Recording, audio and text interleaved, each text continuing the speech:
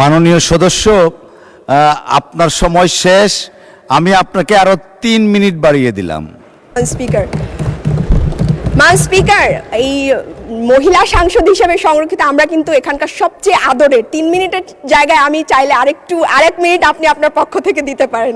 Speaker, যেই স্বাস্থ্যনীতিতে একজন মা যখন প্রসব বেদনায় কাঁদবে, রাষ্ট্র তার হাত ধরবে। আমি প্রায় 30,000 গর্ভবতীদের চিকিৎসা দিয়েছি, বিনামূল্যে পরামর্শ দিয়েছি। তা আপনি তো চলে যাচ্ছেন, এখন তো আমরা এই সুবিধা থেকে বঞ্চিত হব। তখন আমি তাদেরকে কথা দিয়ে এসেছিলাম এবং খুব বড় গলায় আমি কমেন্টও করতাম যে আমি যদি নীতি নির্ধারণী পর্যায়ে যাই বা আমি যদি সংসদে যাই, আমি এমন নীতি বাস্তবায়ন করব যেখানে বাংলাদেশের 30,000 নয় 30 লক্ষ মায়েরা নিরাপদে সন্তান প্রসব করতে পারবে। স্পিকার, প্রথমেই আমি 2026-27 অর্থ বছরে শিক্ষা এবং স্বাস্থ্য খাতে বেশ দ্বিগুণ বরাদ্দ হয়েছে। এজন্য আমি আপনার মাধ্যমে মাননীয় অর্থমন্ত্রীকে এবং বর্তমান সরকারকে ধন্যবাদ জানাচ্ছি। স্পিকার, সরকার দলের সাংসদরা প্রায়ই বাজেট অনেক বড় বলে উচ্ছ্বাস প্রকাশ করে। তো আমি একটু বলে যেতে চাই যে মুদ্রাস্ফীতি তুলনায় কিন্তু এই বাজেট যথেষ্ট বড় নয়। স্পিকার, এই বাজেটের বিষয়ে কথা বলার আগে আমি একটু বলি যে আমাকে গতকালকে 2-3 জন মেয়ে ফোন করেছে, বলেছে যে আপু আপনি তো সংসদে কথা বলবেন, আপনি একটু বলবেন যে সঞ্চয়পত্রের যে মুনাফা, এই মুনাফার উপর কর দ্বিগুণ ধরা হয়েছে। তো আমি আপনার মাধ্যমে মাননীয় অর্থমন্ত্রীকে একটু জানাতে চাই যে এই সঞ্চয়পত্রের সুবিধাভোগীদের মধ্যে আসলে অবসরপ্রাপ্ত প্রবীণ নারী, বিধবা, অসহায় নারী এবং নিম্নবিত্ত পরিবারের মানুষগুলোই আসলে থাকে এবং এদের অনেকেই এই টাকা দিয়েই ফ্যামিলি চালায়। তো মাননীয় অর্থমন্ত্রী যদি এই বিষয়টিকে আবার পুনর্বিবেচনায় নেয় তাহলে এটা দেশের মধ্যবিত্ত জনগোষ্ঠীর জন্য ভালো হবে। স্পিকার, বাজেট কত বড় হলো, বাজেট কত বরাদ্দ হলো, তার চেয়েও বড় বিষয় হচ্ছে বাজেট কতটা সুষ্ঠুভাবে বাস্তবায়ন হলো। 2022-23 অর্থ বছরের দিকে যদি আমরা তাকাই, স্বাস্থ্য বাজেটের কথা যদি বলি, সেখানে বরাদ্দ ছিল 36,863 কোটি টাকা, কিন্তু ব্যয় হয়েছে মাত্র 22,521 কোটি টাকা। তার মানে 40% ব্যয় হয়নি। তো বড় বাজেট দিয়ে যদি আমরা ব্যয় না করতে পারি, বাস্তবায়ন না করতে পারি, তাহলে কিন্তু একটা প্রশ্ন থেকেই যায়। স্পিকার, পেশায় আমি একজন চিকিৎসক। আমি সরকার দলের মাননীয় সাংসদরা প্রায় বলেন যে আমরা শুধু সমালোচনার খাতিরে সমালোচনা করছি। তো আমি সমালোচনা করব না, আমি একটা একটা স্বাস্থ্য বিষয়ে একটা প্রস্তাবনা দিতে চাই, কিন্তু তার আগে একটা গুরুত্বপূর্ণ বিষয়ের দৃষ্টি আকর্ষণ করতে চাই। স্পিকার, বাংলাদেশের চিকিৎসকরা সীমিত সম্পদ, অপর্যাপ্ত সরঞ্জাম, ন্যূনতম সুযোগ সুবিধার মধ্যেও প্রতিদিন রোগীদেরকে চিকিৎসা দেয়। আপনি জানেন, আপনারা সবাই একটা এলাকা থেকে নির্বাচিত হয়ে এসছেন এবং সেই এলাকার হাসপাতালের কি অবস্থা এটা অ্যাজ এ হোল আমরা সবাই জানি, এবং হাসপাতালে ডাক্তারদের রুমের কি অবস্থা, তারা কিভাবে চিকিৎসা দেয়, কত কম সরঞ্জামের মধ্যে চিকিৎসা দেয়, এটা কিন্তু আমরা জানি। কিন্তু তারপরেও অত্যন্ত দুঃখের সাথে বলতে হচ্ছে যে আমাদের চিকিৎসকরা প্রতিনিয়ত লাঞ্ছিত হচ্ছে, তারা কর্মস্থলে প্রতিনিয়ত শারীরিক নিগ্রহের শিকার হচ্ছে। তা আমি আপনার মাধ্যমে মাননীয় স্বরাষ্ট্র মন্ত্রণালয়, স্বাস্থ্য মন্ত্রণালয় এবং আইন মন্ত্রণালয়কে একটু জানিয়ে রাখতে চাই বা আমি অনুরোধ করতে চাই যে তারা যেন এই যে চিকিৎসক সুরক্ষা আইন, যেটা নিয়ে অনেকবার কথা চলেছে, এটার ব্যাপারে আবারও একটু এটার ব্যাপারে বাস্তব পদক্ষেপ গ্রহণ করেন। স্পিকার, রাজনীতিতে যুক্ত হওয়ার আগে আমি পেশাগত জীবনের পাশাপাশি ফ্রি চিকিৎসা দিতাম গর্ভবতী নারীদের। তা আমি যখন রাজনীতিতে আসি তখন তারা আমাকে প্রশ্ন করেছে, আপু আপনি তো চলে যাচ্ছেন, আমি প্রায় 30,000 গর্ভবতীদের চিকিৎসা দিয়েছি, বিনামূল্যে পরামর্শ দিয়েছি। তা আপনি তো চলে যাচ্ছেন, এখন তো আমরা এই সুবিধা থেকে বঞ্চিত হব। তখন আমি তাদেরকে কথা দিয়ে এসেছিলাম এবং খুব বড় গলায় আমি কমেন্টও করতাম যে আমি যদি নীতি নির্ধারণী পর্যায়ে যাই বা আমি যদি সংসদে যাই, আমি এমন নীতি বাস্তবায়ন করব যেখানে বাংলাদেশের 30,000 নয় 30 লক্ষ মায়েরা নিরাপদে সন্তান প্রসব করতে পারবে। তো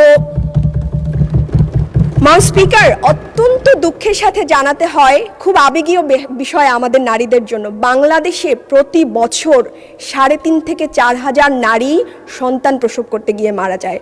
এর চেয়ে দুঃখজনক একটা দেশের জন্য কিছু হতে পারে না। স্পিকার, এই মারা যাওয়ার পিছনে একটা কিছু কারণ রয়েছে। তার মধ্যে দেখা যায় যে WHO-র যে নিয়ম সে অনুযায়ী একজন নারীকে 8 বার অ্যান্টিনেটাল চেক আপ করার কথা। বাংলাদেশে মাত্র 5% নারী 8 বার চেক আপ নেয়, এবং 4 বার হলেও আমরা স্ট্যান্ডার্ড বলি বা ধরে নেই যে ওকে, সে 58% নারী এই 4 বারও নেয় না। এতে কি হয়? দুর্বল মানব সম্পদ তৈরি হয়। এই যে হামে এতগুলো শিশু মারা গেল, এদের সাথে কিন্তু এই যে গর্ভ অবস্থায় একটা অপুষ্টির একটা সম্পর্ক মাননীয় স্পিকার থেকে যায়। তো আমি আপনার মাধ্যমে আমি বরাবরই বলেছিলাম যে আমি এমন স্বাস্থ্যনীতি চাই যেই স্বাস্থ্যনীতিতে একজন মা যখন প্রসব বেদনায় কাঁদবে, রাষ্ট্র তার হাত ধরবে। এবং পার্শ্ববর্তী দেশ শ্রীলঙ্কা এই কাজটা করে। শ্রীলঙ্কা মাতৃমৃত্যুর হারকে ঈর্ষণীয় পর্যায়ে কমিয়ে এনেছে। সেই শ্রীলঙ্কার কাছাকাছি আমি একটা মাননীয় সদস্য, আপনার সময় শেষ। আমি আপনাকে আরো 3 মিনিট বাড়িয়ে দিলাম। স্পিকার, এই মহিলা সাংসদ হিসেবে সংরক্ষিত আমরা কিন্তু এখানকার সবচেয়ে আদরের। 3 মিনিটের জায়গায় আমি চাইলে আরেক মিনিট আপনি আপনার পক্ষ থেকে দিতে পারেন মান স্পিকার। তো আমি প্রস্তাব করছি যে মান স্পিকার, মাতৃস্বাস্থ্য বেনিফিট প্যাকেজ, এটা একজন মায়ের জন্য 50,000 টাকার একটা প্যাকেজ, এটা চালু করার জন্য আমি এখানে স্বাস্থ্যমন্ত্রীও নেই, প্রতিমন্ত্রীও নেই, আমি বারবার খেয়াল করছিলাম, এবং আমি একজন বিরোধী দলের নারী সদস্য। আমার এই গুরুত্বপূর্ণ কথাটি, এবং এই খুবই গুরুত্বপূর্ণ এবং আবেগময় একটা জায়গা নারীদের জন্য, এই কথাটি আমার সংসদ যারা আছেন তারা নেবেন কি না, আমি এটা নিয়ে, তারা নাই, আমি তারপরেও বলছি। এবং এটা কিন্তু দেশের জন্য, এবং আমি রাজনীতিবিদ নই, আমি জুলাইয়ের পরে এসেছি এবং আমি মানুষের জন্য কাজ করতে চাই। এটা একটা বড় জায়গা। এটা যদি আমাদের মায়েদের জন্য এরকম বেনিফিট প্যাকেজ নেওয়া হয়, আমরা একটা সবল মানব সম্পদ তৈরি করতে পারবো। এর মধ্যে কি কি থাকবে মাননীয় স্পিকার?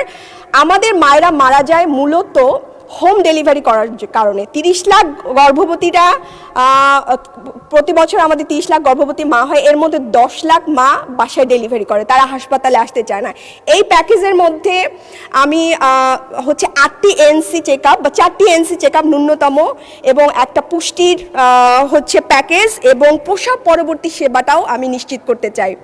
মান স্পিকার, আমি আপনার একটু দৃষ্টি আকর্ষণ করছি, এই প্যাকেজের জন্য নতুন কোনো অর্থ বাস্তবায়নের দরকার নাই বা বরাদ্দের দরকার নাই। যেই বরাদ্দ প্রতি বছর ফেরত যায়, সেই বরাদ্দ দিয়ে আমরা বাংলাদেশের নারীদেরকে নিরাপদ প্রসব ব্যবস্থা করে দিতে পারি। এবার একটু ট্রেজারি বেঞ্চের দিকে একটু আপনার অনুমতি নিয়েই বলছি। মান স্পিকার, সরকার অনেক ভালো ভালো নারী বান্ধব প্রজেক্ট নিয়েছেন এবং আমি এটাকে সাধুবাদ জানাই, কিন্তু আমি অত্যন্ত দুঃখের সাথে বলতে চাই যে ওখানে 37 জন নারী আর এখানে আমরা 13 জন নারী, অথচ টিআর কাবিখার বরাদ্দে আমরা মাত্র 13 জন বঞ্চিত হলাম। মান স্পিকার, অত্যন্ত দুঃখের সাথে এবং বিনয়ের সাথে অথবা জনগণকে আমি জানাতে চাই, যেই সরকার তার সামনে চেয়ারে বসা নারীদের সাংবিধানিক অধিকার রক্ষা করে না, সমান চোখে দেখে না, সেই সরকার কিভাবে সারা বাংলাদেশের নারীদের অধিকার রক্ষা করবে? মান স্পিকার, বলতে চাই না, তারপরে বলতে হয়। এর মধ্যে বাংলাদেশে অনেক বড় বড় মিরাকল ঘটে গেছে, এবং আমাদের মাননীয় স্থানীয় সরকার পল্লী উন্নয়ন সমবায় মন্ত্রীর উপজেলায় যেই কাজ হয়েছে সেটা অন্য মাননীয় স্পিকার, আমাকে 2 মিনিট দিতে হবে। আমি আগেই বলেছি, আমরা সংরক্ষিত আসনের নারীরা, আমরা এখানকার সবচেয়ে স্নেহের এবং আমাদের অধিকারও অনেক বেশি। প্রতিমন্ত্রীর আমি একটু বলে যাই মান স্পিকার, 2 মিনিট এলাকা নিয়ে বলতে চাই। আপনার তো সময় শেষ হয়ে গেছে। আপনার বক্তব্য নিশ্চয়ই শুনেছেন সকলেই। আচ্ছা, লাস্ট 1 মিনিট। বলে যাই, ঠিক আছে। মান স্পিকার, আমার এলাকা হচ্ছে কাঠালিয়া, আমার আসন হচ্ছে জালকাঠি 1, কাঠালিয়া উপজেলা, এখানে ওখানকার নির্বাচিত এমপিও আছেন। তো আমাদের সবারই একটা দাবি, কাঠালিয়া উপজেলার যে হাসপাতালটি, এটি হচ্ছে কাঠালিয়া উপজেলা থেকে 10 মাইল দূরে, এবং মাত্র 2টি ইউনিয়নের লোক যারা আছে তারা ওই স্বাস্থ্যকেন্দ্রের সুবিধা ভোগ করতে পারে, কিন্তু মেইন উপজেলায় কোনো হাসপাতাল নাই। আমি আপনার মাধ্যমে আমি এই জায়গায় একটা হাসপাতাল নির্মাণের জন্য আমি অনুরোধ করব। পাশাপাশি আমাদের রাজাপুর উপজেলায়ও কোনো স্বাস্থ্যকেন্দ্রে কোনো সরঞ্জামাদি নাই। আমি এটাকে এই ব্যাপারে আপনার মাধ্যমে স্বাস্থ্যমন্ত্রীর দৃষ্টি আকর্ষণ করব। ম্যাডাম স্পিকার, আমি 2 মিনিট চেয়েছিলাম। থ্যাংক ইউ, আপনাদেরকে ধন্যবাদ। আজকে সংসদে প্রথম বক্তব্য। আর আপনি একটা কথা বলেছেন মাননীয় স্পিকার, যে এটা শাহবাগ না, আমরা কিন্তু শাহবাগ থেকেই উঠে এসেছি মাননীয় স্পিকার, এবং শাহবাগের সত্তা নিয়ে আমরা এখানে দাঁড়িয়েছি। আপনাকে ধন্যবাদ ম্যাডাম স্পিকার। অসংখ্য ধন্যবাদ আপনাকে। শাহবাগের সত্তা সবকিছু আমাদের ঠিক থাকতে হবে, বাট নর্মটা রাখতে হবে পার্লামেন্টের। অসংখ্য ধন্যবাদ।